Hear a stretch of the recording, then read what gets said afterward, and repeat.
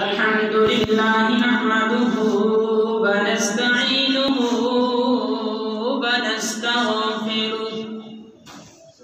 ونستغفره ونؤمن به ونتوكل عليه ونعوذ بالله من شرور أنفسنا ومن سيئات أعمالنا من يهده الله فلا مضل له ومن يضلله فلا هادي له ونشهد أن لا إله إلا الله وحده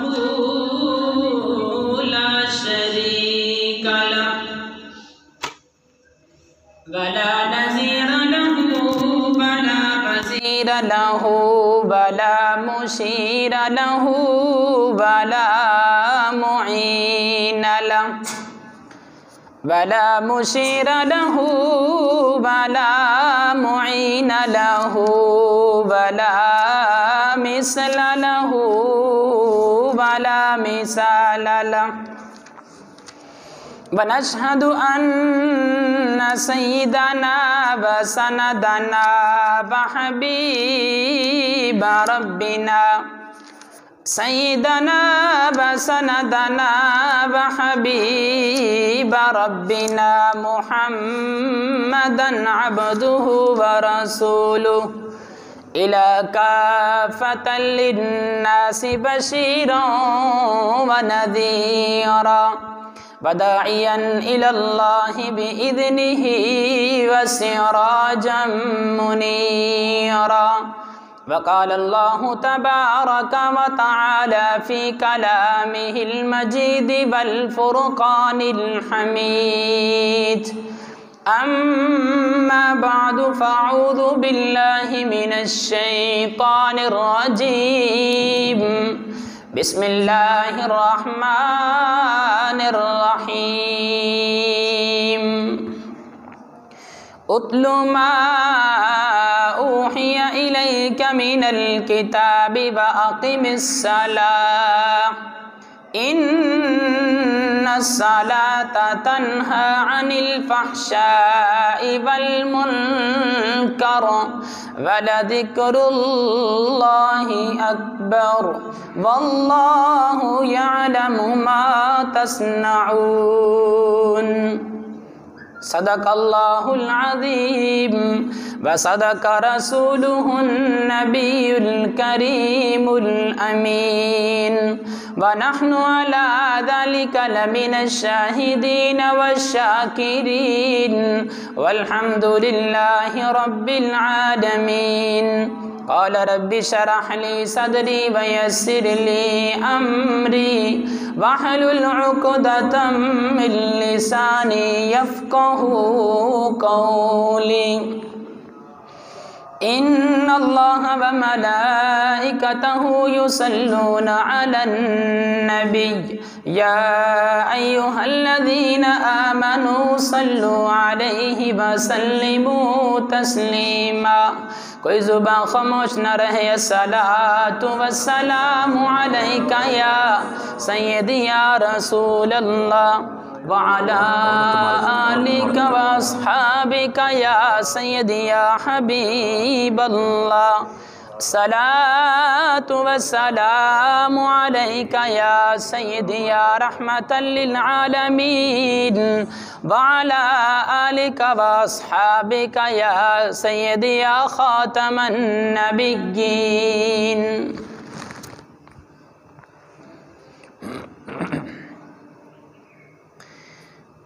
میں نے اس ذات پہ کہنے کی جسارت کی ہے میں نے اس ذات پہ کہنے کی جسارت کی ہے جس کے رتبے کی فرشتوں نے شہادت دی ہے ارے کس کی ہمت کہ میرے آقا کے مقابل آئے، کس کی ہمت کہ میرے مصطفیٰ کے مقابل آئے، میرے آقا نے تو نبیوں کی امامت کی ہے۔ ذکر ان کا مدام لکھتا ہوں، ذکر ان کا مدام لکھتا ہوں، لوح دل پہ تمام لکھتا ہوں۔ خوشبو آتی ہے سادہ کاغذ سے جب درود و سلام لکھتا ہوں۔ خوشبو آتی ہے سادہ کاغذ سے جب درود و سلام لکھتا ہوں۔ لفظ آتے ہیں خود وضو کر کے، لفظ آتے ہیں خود وضو کر کے جب محمد کا نام لکھتا ہوں۔ نام محمد سے دلوں کو سرور ملتا ہے، نام محمد سے دلوں کو سرور ملتا ہے، نگاہ فکر کو تازہ شعور ملتا ہے۔ نصیب کیسا بھی ہو وسیلہ نبی کا دے کر، خدا سے جو بھی مانگو ضرور ملتا ہے۔ اس کو چینج کر کے میں یوں کہتا ہوں، وسیلہ نصیب کیسا بھی ہو درود و سلام نبی پر پڑھ کر، خدا سے جو بھی مانگو ضرور ملتا ہے۔ ہر قسم کی حمد و ثنا اللہ رب العزت کی ذات کے لیے، جو مالک کائنات بھی ہے اور مالک شش جہات بھی۔ اللہ جل وعلا کی حمد و ثنا کے بعد لاکھوں کروڑوں درود پاک امام الانبیاء، فخر الانبیاء، سید الانبیاء، سید المرسلین، شفیع المذنبین، رحمت للعالمین، مولا کل، فخر الرسل، ہادی سبل، ختم الرسل، مولا کائنات، فخر موجودات، سید انس و جاں، والی کون و مکان، فخر دو جہاں، سید المرسلین، شفیع المذنبین، رحمت للعالمین، بدر الدجا، شمس الضحیٰ، احمد مجتبیٰ، حضرت محمد مصطفیٰ، سرور کونین صلی اللہ تعالی علیہ وآلہ وسلم کی بارگاہ اقدس میں اپنی عقیدتوں محبتوں کا خراج تحسین پیش کرنے کے بعد میرے واجب الاحترام بھائیوں، دوستوں اور بزرگوں، میں نے آپ کے سامنے قرآن مجید فرقان حمید میں سے ایک آیت کریمہ تلاوت کی ہے، جس میں اللہ تبارک و تعالی نے ارشاد فرمایا، اتل ما اوحی الیک من الکتاب واقم الصلاۃ۔ اللہ پاک نے اپنے محبوب سے فرمایا کہ اے میرے محبوب، جو کتاب آپ کی طرف وحی کی گئی ہے اس کی تلاوت کیجئے۔ پھر فرمایا کہ واقم الصلاۃ، نماز قائم کیجئے۔ ان الصلاۃ تنہی عن الفحشاء والمنکر، پھر اللہ فرماتا ہے کہ بے شک نماز بے حیائی اور برائی سے روکتی ہے۔ وَلَذِكْرُ اللَّهِ اکبر، اللہ کا ذکر بہت بڑا ہے۔ وَاللَّهُ يَعْلَمُ مَا تَصْنَعُونَ، اور اللہ جانتا ہے جو کچھ تم کرتے ہو۔ محترم سامعین، جب کوئی بھی ہمارے معاشرے کے اندر بھی ایک دستور ہے، جب کوئی مہمان کسی کے ہاں جاتا ہے تو میزبان اپنے مہمان کو کچھ نہ کچھ دے کر رخصت کرتا ہے۔ امام الانبیاء صلی اللہ تعالی علیہ وآلہ وسلم جب معراج پر تشریف لے گئے، میرے محبوب علیہ الصلاۃ والسلام اللہ کے ہاں مہمان بنے۔ اللہ رب العزت نے اپنے محبوب کی میزبانی کی۔ جب واپس تشریف لانے لگے تو اللہ رب العزت نے اپنے محبوب علیہ الصلاۃ والسلام کو ایک عظیم تحفہ عطا فرمایا، اور وہ تحفہ اللہ رب العزت نے اپنے محبوب کو اور امت مصطفیٰ کو نماز جیسا عظیم تحفہ عطا فرمایا ہے۔ رحمت دو عالم صلی اللہ تعالیٰ علیہ وآلہ وسلم نے فرمایا الصلاۃ معراج المؤمنین، نماز مومن کی معراج ہے۔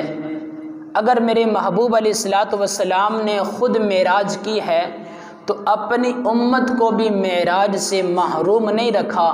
میرے محبوب کی معراج یہ ہے کہ آقا علیہ الصلاۃ والسلام اللہ کے حضور میں تشریف لے گئے۔ انداز کچھ یوں تھا کہ اللہ خود فرماتا ہے فَكَانَ قَابَ قَوْسَيْنِ أَوْ أَدْنَىٰ، اے میرے محبوب میرے نزدیک ہو جا، اے میرے محبوب میرے نزدیک ہو جا، میرے نیڑے ہو جا، نیڑے ہو جا۔ میرے محبوب اللہ رب العزت کے اور قریب ہوئے، پھر فرمایا کہ اور قریب ہو جا۔ تو میرے حضور علیہ الصلاۃ والسلام کے یہ حدیث پاک آپ نے بیش بہا بار سنی ہوئی ہے کہ حضرت بلال رضی اللہ تعالی عنہ مکہ کے بازار میں چل رہے تھے تو بلال کے قدموں کی آواز میرے حضور نے جنت میں سنی ہے۔ لیکن دوستو، میرے حضور نے فرمایا کہ جب مجھے اللہ فرما رہا تھا کہ میرے محبوب میرے قریب ہو جا، میرے نزدیک ہو جا، تو وہ آواز میرے خدا کی نہیں تھی بلکہ وہ آواز تو میرے یار غار ابو بکر صدیق کی تھی۔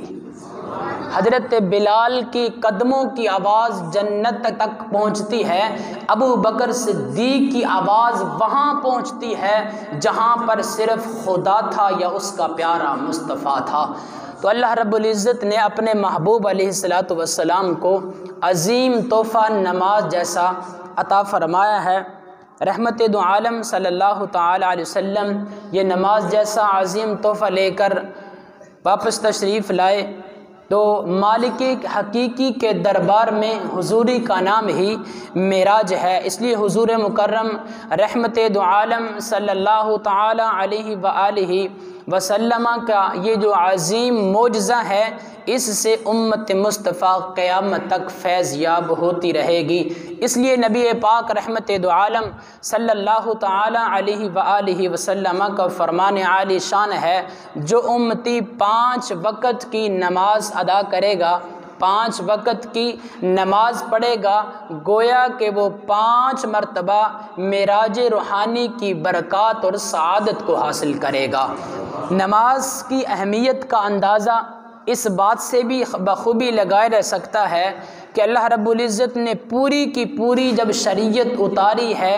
تو یا کشف کے ذریعے، الہام کے ذریعے، وحی کے ذریعے یا جبرائیل امی علیہ الصلاۃ والسلام کے ذریعے اتاری ہے۔ پوری کی پوری شریعت مکہ کے اندر نازل ہوئی ہے یا مدینہ کے اندر نازل ہوئی ہے، لیکن جب یہ عظیم تحفہ نماز دینے کی باری آئی ہے تو اللہ پاک نے یہ عظیم تحفہ نہ مکہ مکرمہ میں نازل فرمایا، نہ یہ تحفہ اللہ نے اپنے حبیب کو مدینۃ المنورہ میں عطا فرمایا، بلکہ اللہ فرماتا ہے میرے محبوب یہ اتنا عظیم تحفہ ہے، اس عظیم تحفے کو اپنے محبوب کو دینے کے لیے نہ الہام کروں گا، نہ وحی بھیجوں گا، نہ جبرائیل علیہ الصلوۃ والسلام کو بھیجوں گا، بلکہ اے میرے محبوب آپ کو یہ عظیم تحفہ لینے کے لیے میرے دربار سبدیت میں حاضر ہونا ہوگا، پھر یہ عظیم تحفہ عطا کروں گا۔ تو یہ کتنا عظیم تحفہ ہے کہ اللہ نے پوری کی پوری شریعت زمین پر میرے محبوب پہ نازل کی ہے، لیکن جب یہ عظیم تحفہ نماز دینے کی باری آئی تو اللہ نے یہ تحفہ زمین پر نازل نہیں کیا بلکہ اپنے محبوب کو عرش بری پر بلا کر عطا فرمایا ہے۔ میرے دوستو، نماز میرے حضور نے فرمایا کہ مومن کی معراج ہے، اور معراج اللہ تعالیٰ کے دربار میں حضوری کا دوسرا نام ہے۔ جب مالک اور بندے کے درمیان رابطے کا جو کام دیتی ہے وہ نماز ہے، اس لیے میرے حضور نے فرمایا ان تعبد اللہ کأنک تراہ، کہ جب تو نماز پڑھتا ہے، نماز کی حالت میں کھڑا ہو جاتا ہے تو پھر اس حالت میں کھڑا ہوا کر کے تو اللہ کو اپنے سامنے دیکھ رہا ہے۔ اور کمزور ایمان کا درجہ یہ ہے کہ اگر تو یہ نہیں کر سکتا کہ تو اللہ کو دیکھ رہا ہے تو پھر کمزور ایمان کا درجہ یہ ہے کہ دل میں سوچ لیا کر کہ جس اللہ کے دربار میں آ کر تو کھڑا ہے وہ اللہ ہی تجھے دیکھ رہا ہے۔ جب کوئی نمازی اپنے ہاتھوں کو بلند کرتا ہے، اللہ اکبر کہتا ہے، تو اس کو تکبیر تحریمہ کہا جاتا ہے۔ اس کا معنی یہ ہے کہ حرام کر دینے والی، مطلب یہ ہے کہ جب نمازی نماز کی حالت میں کھڑا ہو جاتا ہے تو اس وقت نمازی کے لیے کھانا پینا، چلنا، ادھر ادھر دھیان دینا، بات چیت کرنا، یہ سب انسان کے لیے، مومن کے لیے، نمازی کے لیے حرام ہو جاتا ہے، اور بندہ اپنے مالک کے دربار میں پوری توجہ اور انہماک کے ساتھ کھڑا ہوتا ہے۔ دوسری عبادت کی طرف دیکھیں، نماز فرض ہے، اسی طرح روزہ بھی فرض ہے، لیکن جب کوئی مومن روزہ رکھ لیتا ہے تو روزہ رکھنے کی صورت میں باتیں بھی کرتا ہے، اپنے معاملات بھی طے کرتا ہے، اپنے کاروبار میں، اپنی ملازمت میں مصروف ہو جاتا ہے۔ اسی طرح حج کو دیکھا جائے تو وہ بھی صاحب طاقت پر فرض ہے۔ اگر کوئی حج کرنے کے لیے جاتا ہے تو اس پر بھی پابندی نہیں ہے کہ حج کے دوران بات نہ کرے، کوئی کام نہ کرے، سب کچھ کر سکتا ہے۔ لیکن نماز ایسی عبادت ہے کہ جب انسان اللہ کے حضور میں کھڑا ہوتا ہے تو پھر نماز کی حالت میں انسان پر ہر چیز حرام ہو جاتی ہے۔ انسان صرف اللہ کے دربار میں کھڑا ہو کر صرف اللہ کو دیکھ رہا ہوتا ہے، یا انسان یہ سوچ لے کہ اللہ ہی مجھے دیکھ رہا ہے۔ حضرت سیدنا علی المرتضیٰ شیر خدا رضی اللہ تعالی عنہ کے بارے میں ہے کہ حضرت سیدنا علی المرتضیٰ رضی اللہ تعالی عنہ کی پنڈلی مبارک پر تیر لگا، اور تیر کا ایک نشتر جو تھا وہ پنڈلی کے اندر ہی رہ گیا۔ ابھی کچھ دن گزرے کہ حضرت سیدنا علی المرتضیٰ شیر خدا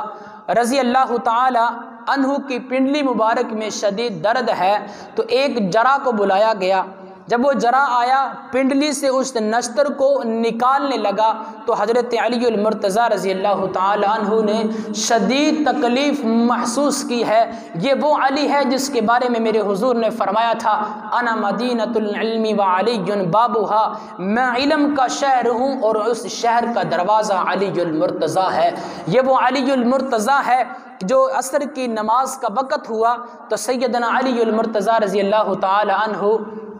نماز پڑھنے لگے، تو صحابہ کرام نے کہا کہ اب موقع ہے کہ حضرت علی المرتضیٰ کے پنڈلی کا آپریشن کر کے جو تیر کا نشتر ہے اس کو نکالا جائے۔ اسی وقت جراح نے حضرت علی المرتضیٰ کی پنڈلی کا آپریشن کیا، اس میں سے تیر نکالا، خون بہتا گیا۔ حضرت علی رضی اللہ تعالی عنہ کو خبر تک نہ ہوئی۔ جب نماز مکمل کی، دائیں بائیں سلام پھیرا تو صف کو خون آلود پایا۔ فرمایا کہ یہ خون کہاں سے آیا؟ تو صحابہ کرام نے بتایا کہ آپ نماز میں مصروف تھے تو ہم نے آپ کی پنڈلی سے وہ تیر کا نشتر نکال لیا ہے۔ تو سیدنا علی المرتضیٰ نے فرمایا، اللہ کی کبریائی کی قسم ہے، اس پروردگار عالم کی قسم ہے جس کے قبضہ قدرت میں علی المرتضیٰ رضی اللہ تعالی عنہ کی جان ہے، مجھے خبر تک نہ ہوئی کہ جب آپ نے میرا آپریشن کر کے میری پنڈلی سے اس تیر کے نشتر کو نکال لیا۔ دوستو، یہ صحابہ کرام کی نماز تھی کہ جب وہ اللہ کے حضور میں کھڑے ہو جایا کرتے تھے تو پھر دنیا کے تمام رابطے، کنیکشن کٹ جایا کرتے تھے، صرف اللہ ہی کے بن کر اللہ ہی کے حضور میں کھڑے ہو کر عبادت کیا کرتے تھے۔ آج ہماری نمازوں کا یہ حال ہے کہ ہم نماز کی حالت میں بھی کھڑے ہیں اور ساتھ ساتھ دنیاوی معاملات بھی طے کر رہے ہوتے ہیں، دنیاوی کاموں کے اندر بھی ہمارا ذہن چل رہا ہے، اور اللہ کے حضور میں کھڑے ہو کر اور نماز بھی ادا کر رہے ہوتے ہیں۔ محترم سامعین، نماز کے میرے حضور علیہ الصلوۃ والسلام نے اس قدر بے شمار فضائل بیان کیے ہیں، اگر پڑھتے ہیں تو عقل تنگ ہو جاتی ہے کہ اللہ کے حبیب علیہ الصلوۃ والسلام نے کتنے فضائل نماز کے متعلق ارشاد فرمائے ہیں۔ حضرت کعب احبار رضی اللہ تعالی عنہما سے روایت فرماتے ہیں کہ اللہ رب العزت نے حضرت موسیٰ علیہ الصلوۃ والسلام سے جب کوہ طور پر ہم کلام ہوئے تو اللہ پاک نے فرمایا کہ اے موسیٰ، ایک میرا آخر الزماں پاک پیغمبر علیہ الصلوۃ والسلام تشریف لانے والے ہیں، وہ جو پیارا محبوب آئے گا، اس کی جو امت آئے گی، جس طرح وہ میرا حبیب پوری کائنات میں عالی شان بن کے آئے گا، وجہ تخلیق کائنات بن کے آئے گا، اسی طرح اس کی امت بھی میرے محبوب علیہ الصلوۃ والسلام کی نرالی اور عظمت والی ہوگی، اتنی شان و شوکت والی ہوگی، اتنی شان و شوکت والی ہوگی کہ میرے حضور علیہ الصلوۃ والسلام نے فرمایا کہ جب اللہ رب العزت نے جنت کو بنایا، جہنم کو بنایا، جنت کے اندر بے شمار نعمتوں کو پیدا فرمایا، تو اللہ رب العزت نے حضرت جبرائیل امی علیہ الصلوۃ والسلام کو بھیجا، جبریل جاؤ، میں نے جنت کو بنایا ہے، جہنم کو بنایا ہے، جنت کو خوبصورت عالی شان محلات سے سجایا ہے، جاؤ جنت کو دیکھ کے آؤ۔ حضرت جبرائیل علیہ السلام گئے، جنت کو دیکھا، واپس پلٹے، اللہ کے حضور میں عرض کی، اے مالک کائنات، آپ نے جنت کو بڑا عالی شان بنایا ہے، میرا جی کرتا ہے کہ اے اللہ میں آپ کی عبادت کروں۔ اللہ کا حکم ہوا، حضرت جبرائیل علیہ الصلوۃ والسلام سجدے میں گر پڑے، اللہ کی حمد و ثنا کو بیان کر رہے ہیں، تسبیحات کو بیان کر رہے ہیں، ذکر میں مشغول ہیں۔ 40 سال تک مسلسل حضرت جبرائیل علیہ الصلوۃ والسلام سجدے کی حالت میں پڑے رہے۔ جب 40 سال کے بعد سجدے سے اٹھے تو اللہ رب العزت کی بارگاہ اقدس میں التجا کی، اے اللہ میں نے تیری عبادت کر لی۔ تو اللہ پاک نے فرمایا، اے جبریل تو نے اچھی عبادت کی ہے، 40 سال کا اتنا طویل سجدہ کیا، تو نے اچھی عبادت کی ہے، مگر جبریل سن، جو آخر الزماں پیغمبر میرا لاڈلا حبیب آنے والا ہے، جو آخر الزماں پیغمبر آنے والا ہے، جو میرا پیارا آنے والا ہے، جو وجہ تخلیق کائنات صلی اللہ علیہ وسلم آنے والا ہے، اس کی امت فجر کی 2 سنتیں ادا کرے گی تو فجر کی ان کی 2 سنتیں اس تیری پوری 40 سال کی عبادت سے بھی افضل ہوں گی۔ یہ امت مصطفیٰ کے لیے ہے، یہ امت مصطفیٰ کے لیے ہے۔ ایک دوسری روایت میں ہے، حضرت موسیٰ علیہ السلام سے اللہ پاک نے کوہ طور پہ فرمایا، اے موسیٰ، امت مصطفیٰ صلی اللہ تعالی علیہ وآلہ وسلم وہ صرف 2 رکعتیں نماز کی فجر کی ادا کرے گی، صرف 2 فرض نماز پڑھے گی، صرف 2 فرض نماز ادا کرے گی، تو جو بندہ فجر کی 2 رکعتیں پڑھتا ہے، میرے حضور نے فرمایا کہ اللہ رب العزت اس کے پچھلے اور اگلے گناہوں کو معاف فرما دیتا ہے۔ پھر اس کے بعد میرے حضور نے فرمایا،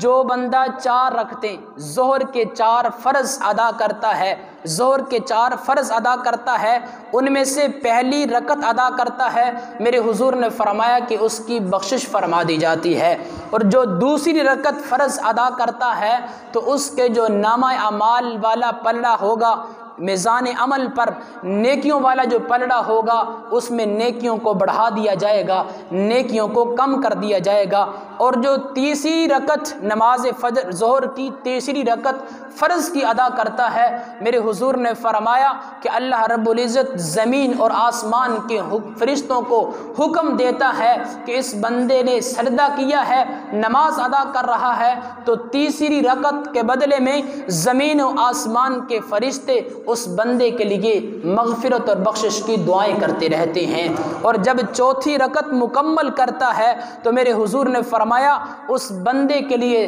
آسمانوں کے دروازے کھول دیے جاتے ہیں، اور اللہ رب العزت کی طرف سے اس پر اللہ کی رحمتیں، برکتیں اور سعادت نازل ہونا شروع ہو جاتی ہیں۔ پھر میرے حضور نے فرمایا، جب میرا امتی نماز عصر ادا کرتا ہے، نماز عصر پڑھتا ہے، نماز عصر کے ادا کرنے پر اللہ رب العزت زمین و آسمان کے تمام فرشتوں کو حکم دیتا ہے، اس بندے نے نماز میرے لیے ادا کی ہے، تو زمین و آسمان کے فرشتے اس بندے کے لیے نیکیاں لکھنا شروع کر دیتے ہیں، حتیٰ کہ قیامت تک اس بندے کے لیے نیکیاں لکھتے رہیں گے۔ اور پھر میرے حضور نے فرمایا، جو میرا امتی نماز مغرب ادا کرتا ہے، نماز مغرب ادا کرنے پر اللہ رب العزت اس کو یہ انعام عطا فرماتے ہیں کہ جس وقت وہ اپنے ہاتھوں کو بلند کرتا ہے، ادھر بندے کی التجا ہوتی ہے تو اللہ فرماتا ہے ادھر میرا بندہ مانگتا ہے، ادھر میں اپنے بندے کو عطا کر دیتا ہوں۔ اور پھر میرے حضور نے فرمایا، جب میرا امتی نماز عشاء ادا کرتا ہے، نماز عشاء ادا کرتا ہے، اللہ رب العزت اس بندے کو یہ عظیم معجزہ عطا، اس بندے کو یہ عظیم نعمت عطا فرماتے ہیں کہ اس نماز عشاء ادا کرنے پر آدھی رات کا ثواب اس بندے کے لیے لکھ دیا جاتا ہے۔ حضرت جابر رضی اللہ تعالی عنہ روایت کرتے ہیں کہ جو بندہ فجر کی نماز ادا کرتا ہے، فجر کی نماز ادا کرتا ہے، اللہ رب العزت اس کو 1000 شہداء کا ثواب عطا فرماتا ہے اور اس کے 1000 درجے جنت کے اندر بلند کر دیے جاتے ہیں۔ حضور علیہ الصلوۃ والسلام کا فرمان عالی شان ہے، جو بندہ 40 دن تک مسلسل نماز باجماعت تکبیر اولیٰ کے ساتھ ادا کرتا ہے، 40 دن تک تکبیر اولیٰ کے ساتھ نماز باجماعت ادا کرتا ہے، تو اللہ رب العزت اس کو 70 نبیوں کے برابر ثواب عطا فرماتا ہے۔ ایک تیسری روایت میں ہے، میرے حضور علیہ الصلوۃ والسلام نے ارشاد فرمایا، میں نے معراج کی رات دیکھا، ایک خوبصورت محل کو دیکھا کہ جس کا دروازہ سرخ رنگ کا تھا، پھر میں نے اس کے اندر 4 رکن دیکھے اور ہر ایک رکن مشرق سے لے کر مغرب تک پھیلا ہوا تھا، ہر ایک رکن مشرق سے لے کر مغرب تک پھیلا ہوا تھا، اور اس کے اندر 4 نہریں تھیں، ایک نہر پانی کی تھی، ایک نہر دودھ کی تھی، تیسری نہر شہد کی تھی اور چوتھی نہر شراب طہور کی تھی۔ پھر میرے حضور نے فرمایا، میں نے اس کے اندر عالی شان درختوں کو دیکھا کہ ان کی جو جڑیں ہیں وہ سونے کی تھی، ان کے جو پتے اور شاخیں ہیں وہ چاندی کے تھے، اور ہر ایک پتے پر بخط نور لا الہ الا اللہ محمد الرسول اللہ لکھا ہوا تھا۔ میرے حضور علیہ الصلوۃ والسلام نے پھر فرمایا کہ میں نے اس کے اندر 3 چشمے دیکھے ہیں، ایک چشمہ مشک کا تھا، ایک چشمہ عنبر کا تھا اور ایک چشمہ کافور کا تھا۔ تو میرے حضور نے فرمایا، میں اللہ رب العزت کی بارگاہ اقدس میں عرض کی، اے مالک کائنات، یہ اتنا عالی شان محل ہے، یہ اتنی عالی شان جنت ہے کہ جس کا ایک رکن مشرق سے لے کر مغرب تک ہے، جس کے اندر پانی کی نہر ہے، دودھ کی نہر ہے، شراب کی نہر ہے، اسی طرح شراب طہور کی نہر ہے، شہد کی نہر ہے۔ اے میرے اللہ، اس کے اندر عالی شان درخت ہیں جس کے پتے اور شاخیں چاندی کی ہیں، جس کی جڑیں سونے کی ہیں۔ اے میرے اللہ، اس کے اندر خوبصورت یہ چشمے بھی ہیں، مشک بھی ہے، عنبر بھی ہے، کافور بھی ہے۔ یہ اتنا عالی شان محل تو کس کو عطا کرے گا؟ تو میرے حضور علیہ الصلوۃ والسلام سے خالق کائنات نے فرمایا، اے میرے محبوب، جو آپ کا امتی نماز عشاء باجماعت ادا کرے گا اور نماز فجر باجماعت ادا کرے گا، یہ سارے کا سارا خوبصورت عالی شان محل میں اپنے حبیب کے امتی کو عطا کروں گا۔ ایک روایت میں ہے، حضرت جابر رضی اللہ تعالی عنہ اس روایت کے راوی ہیں، میرے حضور علیہ الصلوۃ والسلام نے ارشاد فرمایا، جو بندہ نماز فجر ادا کرتا ہے، نماز فجر ادا کرتا ہے تو نماز فجر کے ادا کرنے پر اللہ رب العزت ہر رکعت کے عوض میں اس بندے کو 70 محل عطا فرمائے گا۔ ایک تیسری روایت میں ہے، سیدنا ابو بکر صدیق رضی اللہ تعالی عنہ روایت کرتے ہیں، جو بندہ نماز فجر ادا کرتا ہے، نماز فجر ادا کرنے پر اللہ رب العزت کی جو رحمتیں اور برکتیں ہیں اس بندے پر نازل ہونا شروع ہو جاتی ہیں، حتیٰ کہ اس بندے کے تمام صغیرہ کبیرہ گناہوں کو معاف فرما دیا جاتا ہے۔ نماز کے اتنے فضائل ہیں، اگر صبح سے لے کر شام تک بھی بیان کرتے رہیں تو ختم نہ ہوں۔ یہ دوستو، یہ ہمارے لیے ہیں، یہ تمام کی تمام سعادتیں ہمارے لیے ہیں، یہ تمام کی تمام برکتیں امت مصطفیٰ کے لیے ہیں، یہ تمام کے تمام فضائل امت مصطفیٰ کے لیے ہیں۔ میرے حضور نے فرمایا، نماز میری آنکھوں کی ٹھنڈک ہے، نماز میری آنکھوں کی ٹھنڈک ہے۔ ہمارا نعرہ یہ ہے کہ غلامی رسول میں موت بھی قبول ہے، ہمارا نعرہ تو یہ ہے، لیکن ہم وہ ہیں جو نماز ادا کر کے آقا علیہ الصلوۃ والسلام کی آنکھوں کو ٹھنڈک نہیں پہنچا سکتے۔ میرے اللہ رب العزت نے یہ جو عظیم تحفہ عطا فرمایا ہے، اس کا حکم ایک بار نہیں، 2 بار نہیں، 50 بار نہیں، 100 بار نہیں، بلکہ 750 دفعہ اللہ رب العزت نے قرآن میں حکم دیا ہے کہ نماز کی طرف آؤ، نماز کی طرف آؤ، نماز کی طرف آؤ۔ میرے حضور دنیا سے ظاہری وصال فرما رہے تھے، اس وقت بھی میرے حضور کے لبوں پر یہ جملہ جاری و ساری تھا،